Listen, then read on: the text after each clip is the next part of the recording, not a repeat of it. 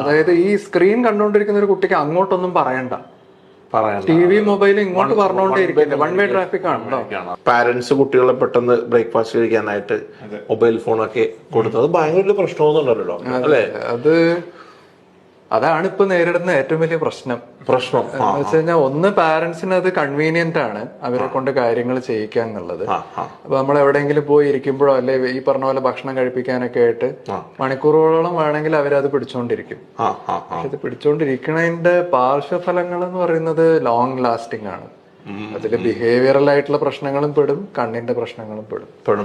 അത് ഇത്തിരി പ്രശ്നം തന്നെയാണ്. ഡേഞ്ചർ ആയിട്ട് ഈ പിള്ളേർക്ക് ഓട്ടിസം പോലെയുള്ള പ്രശ്നങ്ങൾ കുട്ടികൾക്ക് ഉണ്ട്. സ്ക്രീൻ ടൈം കൂടുന്നുള്ള കുട്ടികൾക്ക് പ്രത്യേകിച്ച് 2 വയസ്സിന് മുന്നേ ഒക്കെ അത് ടി വി ആയാലും ടാബ് ആയാലും മൊബൈൽ ആയാലും ഒക്കെ സെയിം ഇമ്പാക്ട് ആണ്. 2 വയസ്സിന് മുന്നേ എസ്പെഷ്യലി ഈ പറഞ്ഞ പോലെ ഓട്ടിസം, ADHD പോലത്തെ പ്രശ്നങ്ങൾ ഭയങ്കര ഹൈ ആണ്. കൂടുതൽ ടൈം സ്ക്രീൻ നോക്കിയിരിക്കുന്ന കുട്ടികൾ. അതായത് ഈ സ്ക്രീൻ കണ്ടുകൊണ്ടിരിക്കുന്ന ഒരു കുട്ടിക്ക് അങ്ങോട്ടൊന്നും പറയണ്ട. ടി വി മൊബൈൽ ഇങ്ങോട്ട് പറഞ്ഞുകൊണ്ടേയിരിക്കില്ല. വൺ വേ ട്രാഫിക് ആണല്ലോ.